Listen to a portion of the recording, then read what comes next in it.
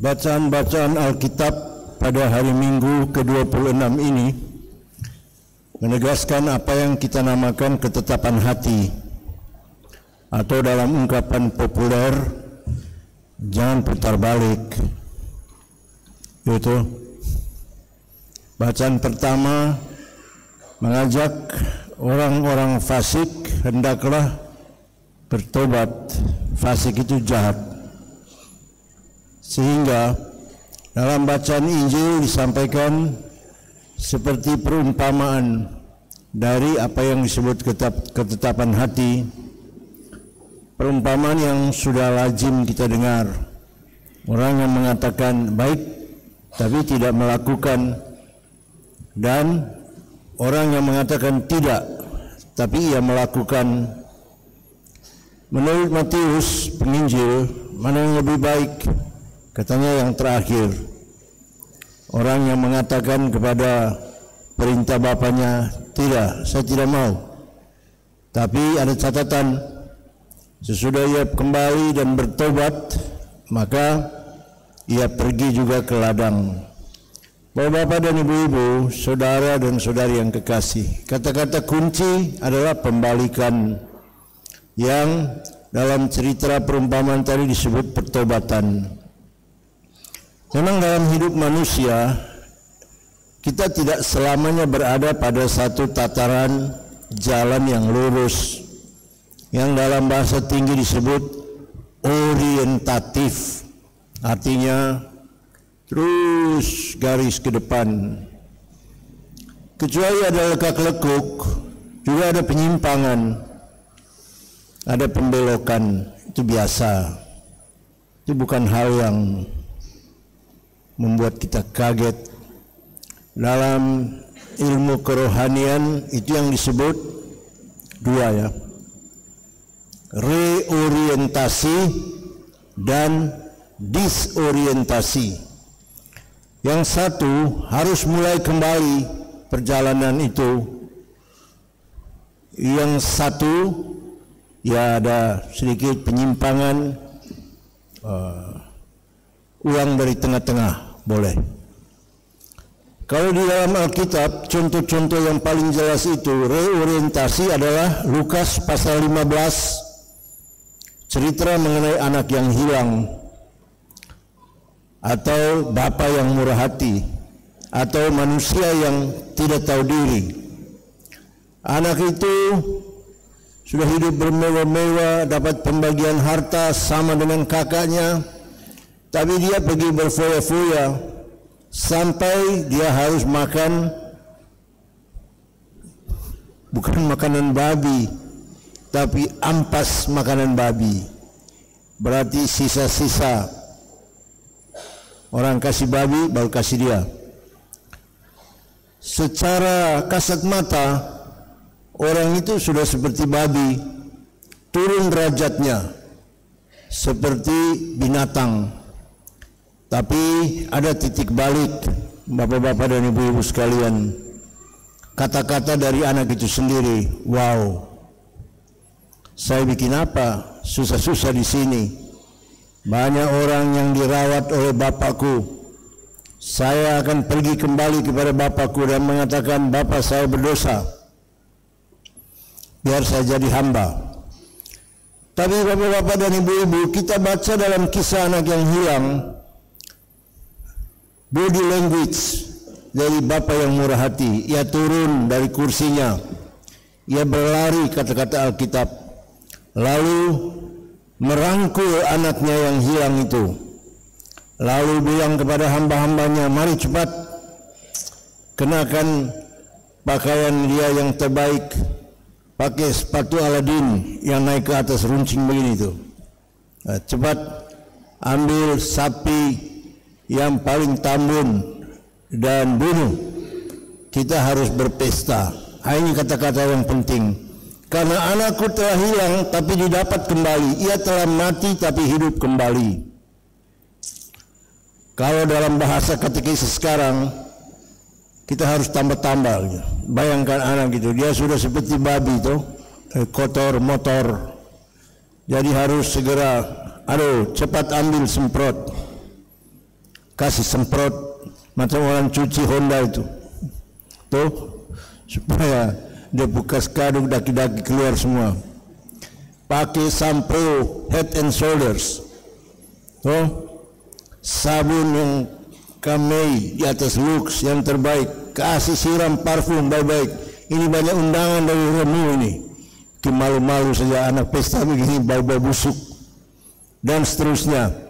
Tapi bapak-bapak dan ibu-ibu sekalian, kata-kata kunci dari pembalikan anak-anak itu adalah belas kasihan bapaknya, karena anak ini telah hilang dan didapat kembali, telah mati dan hidup kembali.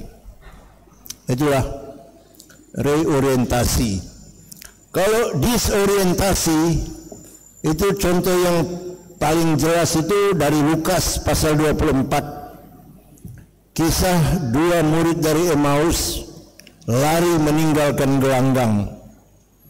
Kita baca dalam ayat-ayat yang panjang itu, ketika Yesus berjalan bersama dengan mereka, mereka masih protes. Apakah kamu orang asing di Yerusalem yang tidak tahu apa-apa mengenai Yesus? Dia itu nabi besar yang menghidupkan bahkan orang sudah mati, tapi imam-imam kepala kami memutuskan dia harus mendapat hukuman mati. Sekarang sudah 3 hari. Baru murid-murid termasuk perempuan-perempuan yang cerewet-cerewet itu sudah mengatakan dia sudah bangkit, tapi kami tidak tahu. Dan seterusnya, bapak-bapak, saya tidak perlu ulang cerita itu, sampai ketika Yesus memecah-mecahkan roti, mereka menyadari, oh ini Yesus, oh ini Tuhan. Maka Injil itu menyimpulkan mereka bukan hanya menyadari Tuhan bersama mereka, tapi kembali ke Yerusalem dan memberitakan kepada Petrus dan teman-temannya, Ibu Maria dan kawan-kawannya, kami juga telah melihat Tuhan. ia telah bangkit, ia hidup. Jadi di pertengahan jalan begitu ada sesuatu yang menyimpang, yang keluar dari rel, sehingga orang harus kembali lagi kepada jalan yang benar. Bapak-bapak dan ibu-ibu, saudara-saudari yang kekasih, mestinya kita tiada hentinya berterima kasih kepada Gereja Katolik yang bukan hanya kudus tapi apostolik dan mendatangkan tanda-tanda kedekatan Tuhan, penyertaan Tuhan kepada orang-orang percaya melalui sakramen-sakramen. Satu kita harus tahu hanya di dalam Gereja Katolik ada sakramen-sakramen.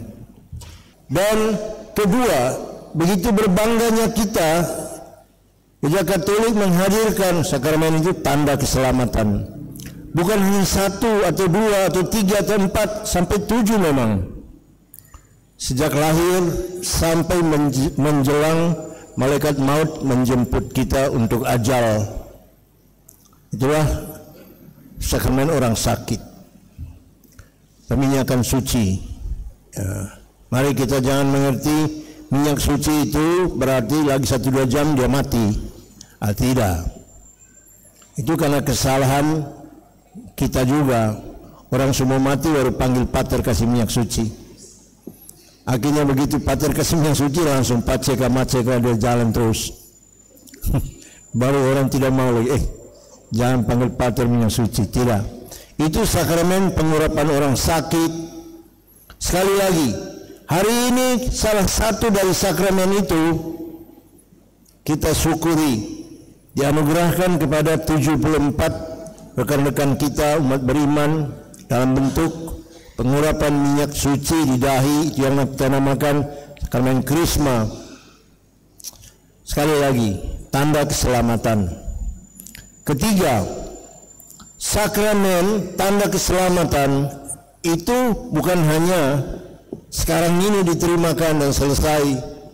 Yang kata lain, bukan upacara. Tidak, Bapak Ibu sekalian. Itu tanda yang dibawa mati. Itu kesaksian. Itu ritus yang harus bekerja di dalam orang-orang yang menerimanya. Kalau tidak, sakramen itu tidak berlaku. Kalau dia hanya upacara biasa, itu berarti hanya untuk gagah-gagahan seperti sekarang ini.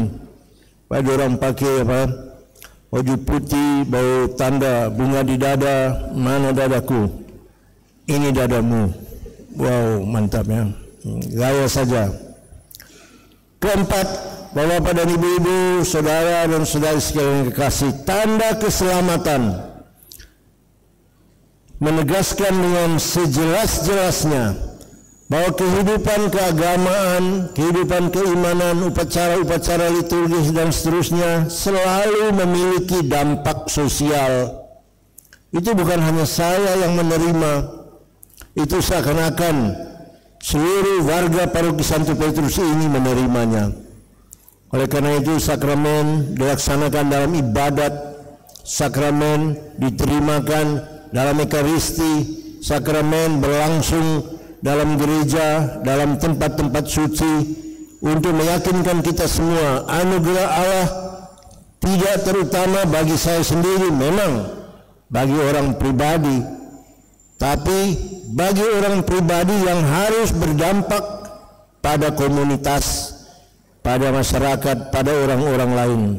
Sehingga ciri-ciri dari sakramen orang-orang Katolik itu adalah kesaksian hidup, adalah suri tauladan yang memungkinkan orang memberi kisah cerita, kesaksian, suri tauladan kepada orang-orang lain.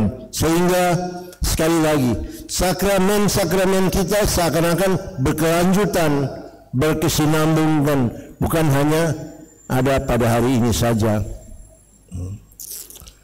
Akhirnya, Bapak dan Ibu-ibu sekalian, saudara-saudari sekalian yang kekasih, itulah ulang lagi ketegasan yang hari ini kita terima dari ilham Alkitabiah, ketetapan hati. panggilan hidup kita, apalagi oleh Tuhan, itu serius, itu permanen, itu ketetapan hati. Ya. Ada mopto, ada laki-laki nomor satu, dia judi tidak berkesudahan,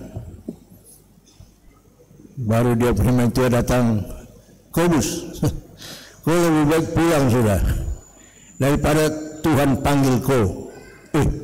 Dengan Tuhan panggil ini dia langsung pikir, aduh kalau Tuhan panggil itu bisa mati. Maka dia pulang. Cerita sederhana itu Bapak Ibu sekalian, itu melukiskan perkara-perkara Tuhan adalah selalu permanen, sungguh-sungguh, yang membutuhkan seperti ilham bacaan Injil tadi, ketetapan hati.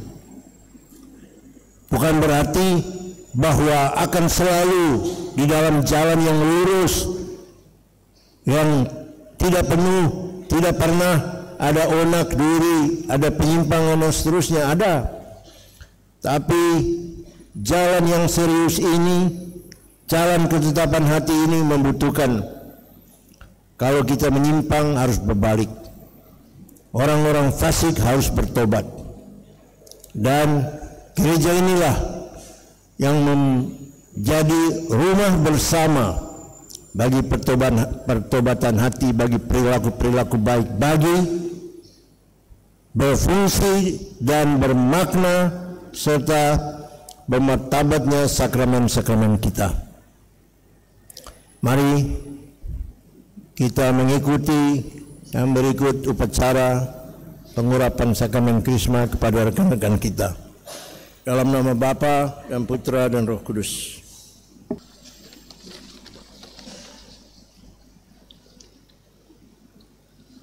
Saudara sekalian dipersilakan maju satu demi satu untuk menerima pengurapan minyak di dahi. Terimalah tanda karunia Roh Kudus.